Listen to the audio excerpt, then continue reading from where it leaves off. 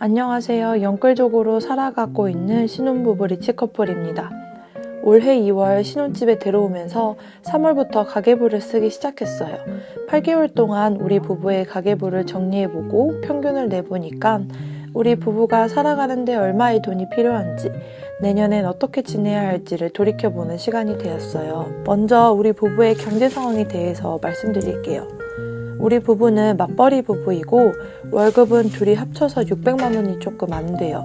이 중 한 명의 월급은 대부분이 대출금으로 나가고 있고 한 명의 월급을 가지고 살아가고 있습니다. 우리의 총 부채는 4억이 있어요. 대출은 집을 살 때 좀 많이 받게 됐는데요. 대출을 많이 받은 이유는 우리의 소중한 돈이 주식에 묶여있기 때문이에요. 주식에 있는 돈을 빼서 집값에 보탤 수도 있었지만 그럼 정말 집 하나만 있는 사람들이 될 것 같아서 무리해서라도 대출을 더 받았습니다. 당연히 저축을 못하고 있습니다. 요즘 집값 하락으로 많은 사람들이 우려를 하는데 다행히도 아직 집을 살 때보다 돈을 잃진 않았습니다. 이제 우리 부부의 월급 사용법에 대해서 말해볼게요. 월급을 받으면 스치듯이 대출금이 먼저 빠져나갑니다. 그렇게 남은 돈으로 생계를 이어가고 있어요. 우리는 고정지출과 변동지출로 지출을 분류해서 계산하고 있습니다. 찐 신혼부부로 함께 산 8개월의 평균을 내보니 고정지출은 월 127만 7,934원, 변동지출은 월 157만 6,038원을 내고 살고 있었습니다. 둘을 합치면 기가 막히게 한 명의 월급 정도가 되는 금액인 285만 3,972원이 되더라고요. 고정지출비는 매달 고정적으로 발생하는 지출이에요. 우리 부부가 생각하는 우리 집 고정지출은 관리비, 보험료와 세금, 통신비, 교통비, 주유비, 회비, 신문구독비, 연금복권 구매입니다. 24평 아파트의 관리비는 평균 12만 원이 나오는데 3달이나 관리비를 공짜로 지불하여 평균 금액이 8만 6천 원으로 낮아졌어요. 관리비를 공짜로 내는 건 서베이링크라는 앱테크 덕분이에요. 이건 설문조사 앱테크인데 설문조사로 쌓은 적립금과 친구 추천으로 받은 적립금으로 관리비를 정산할 수 있거든요. 앱테크를 우습게 봤는데 진짜 가게에 보탬이 되어서 열심히 하고 있습니다. 가스비는 1년 평균 3만 원 정도 나와요. 겨울에 보일러를 켜면서 요즘에는 5만 원대를 내고 있는데 인테리어를 할 때 비싼 샤시를 한 덕을 톡톡히 보고 있습니다. 집에선 남편 깔깔이와 수면 양말을 신고 있어서인지 보일러 켜는 횟수가 좀 줄어든 것 같긴 해요. 보험료는 늘 일정합니다. 사실 아내는 보험이 훨씬 많은데 감당이 안 돼요. 엄마에게서 못 가지고 오고 있습니다. 남편 보험 30만 원 중 10만 원은 연금저축형 보험이라 적금이라고 볼 수 있어요.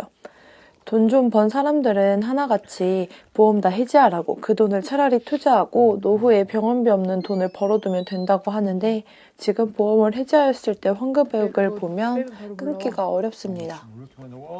안돼 조심해. 온수매트 이거 들고 가야 돼. 세금은 재산세와 자동차세를 냅니다. 우리 집은 자동차가 한 대 있습니다. 결혼 전에는 2대였는데 한 대를 팔았어요. 재산세는 7월과 9월에 토지와 건물에 대한 세금을 각각 한 번씩 냅니다. 자동차세도 1년에 2번 나누어 6월과 12월에 냅니다. 1년 12달 중 4달이 세금이 있는 달이네요. 자동차세는 1월에 연납하면 10% 할인해준다고 하는데 올해는 연납을 해야겠습니다.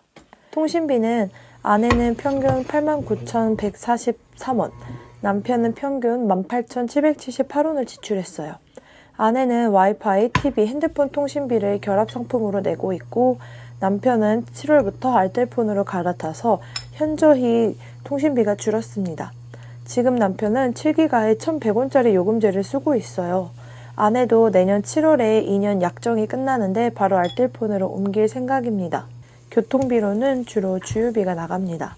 우리는 왕복 32km 정도 걸리는 곳으로 출퇴근을 해요. 남편이 출근길에 아내를 내려주고 다시 퇴근길에 아내를 픽업하여 집에 옵니다. 장거리 운전을 하는 편이지만 차가 하이브리드라 연비가 좋은 편이고 서울페이로 10%씩 할인받아 주유를 하고 있습니다. 한 달 평균 주유비는 12만 9,906원이네요. 대중교통은 각자 약속이 있을 때 타는 편이고 경조사가 있을 때, 친정에 내려갈 때 SRT나 KTX 요금이 가끔 발생합니다. 평균 교통비는 91,888원입니다. 각자 회비 또한 매달 발생하는 비용이라 고정지출에 넣었어요. 현재 아내는 대학 친구들과 모임돈 5만원, 남편은 가족모임 통장에 넣는 비용 5만원이 매달 발생합니다. 가끔 회사에서 내야 하는 돈이 추가 발생하기도 합니다. 아내는 한 달 평균 83,000원, 남편은 53,000원이 발생했네요. 지금 보니 아내의 회비가 좀 많네요. 월 초에 모임돈을 2군데 냈는데 지금은 한 군데니까 내년엔 더 줄지 않을까 싶습니다. 마지막으로 매달 지출하는 돈은 남편이 보는 매일경제신문 구독비 2만원입니다. 남편은 종이로 된 신문을 좋아해요. 인터넷 신문은 내가 보고 싶은 글만 클릭하여 본다는 경향이 있다며 종이신문을 선호합니다. 이번엔 우리 부부의 변동 지출에 대해 말해볼게요. 먼저 생필품은 주로 샴푸, 린스, 클렌징 폼, 수분크림 등에 해당합니다. 최근 본 미니멀 라이프를 하며 파이어족을 꿈꾸는 유튜버의 영상을 보니 린스, 바디워시를 다 끊고 도부 비누로만 생활한다고 하더라고요. 우리도 그런 극단적인 방법을 선택해야 하나 싶었지만 우리는 우리의 방법대로 절약을 하려고 합니다. 각자 중요하게 생각하는 부분은 다를 수 있으니까요. 우리는 피부 건강과 노화에 아예 관심이 없는 건 아니에요. 그래서 샴푸와 린스도 약산성 제품을 사용하고 클렌징 폼도 37,000원짜리를 쓰며 기계 클렌징을 하는 중입니다. 클렌징은 남편이 아내보다 더 좋아하며 열심히 관리해요. 그러니 클렌징 폼을 자주 사는 편입니다. 평균 생필품은 178,392원이 나가네요. 이런 게 지금 우리 상황에서 조금 사치스러운 것 같기도 한데 아직 타협점을 찾지 못했습니다. 꾸민비는 월 평균 54,985원 정도를 썼는데요. 우리는 90%가 미용실 비용입니다. 남편의 커트나 가끔 있는 아내의 커트나 뿌리 염색 비용이에요.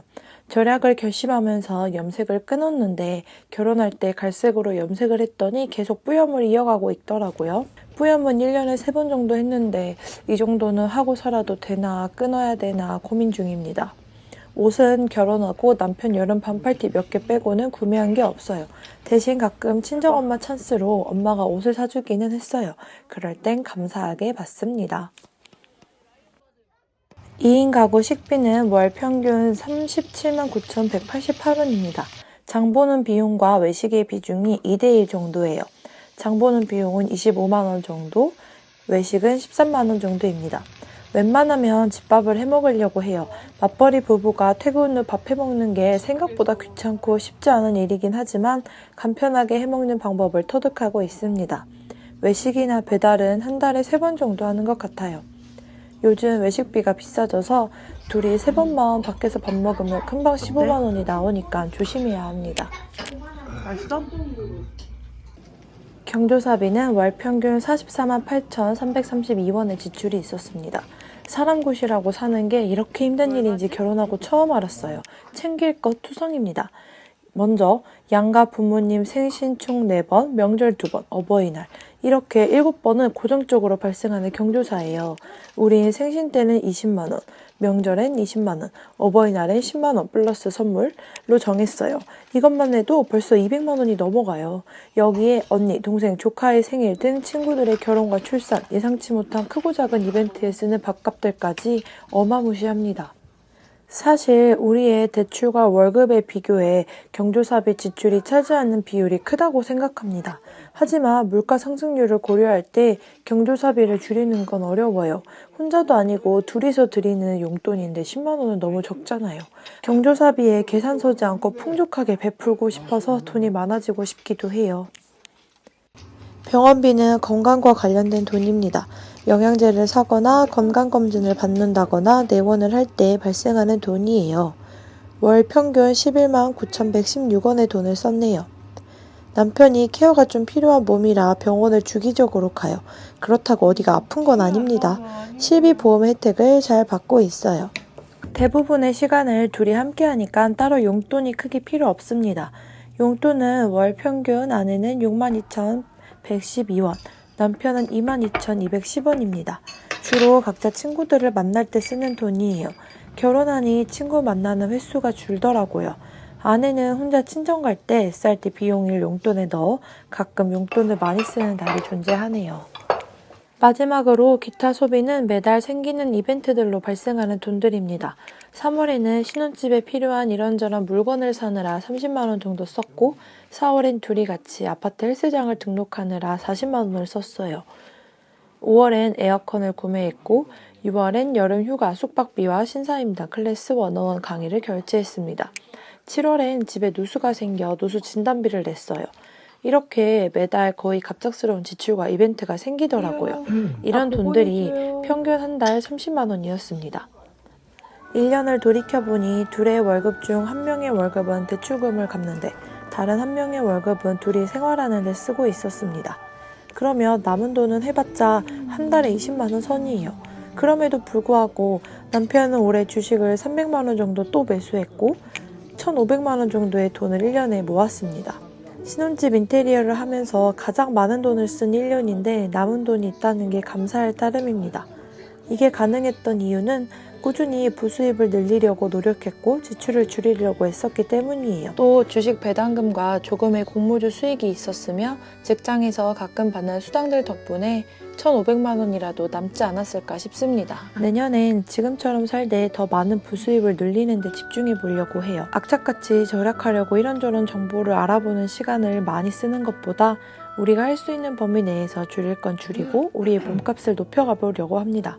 내년 목표는 빚을 모두 다 갚는 겁니다. 지금까지 우리 부부의 월급 사용법이었어요. 이번 영상은 여기까지입니다.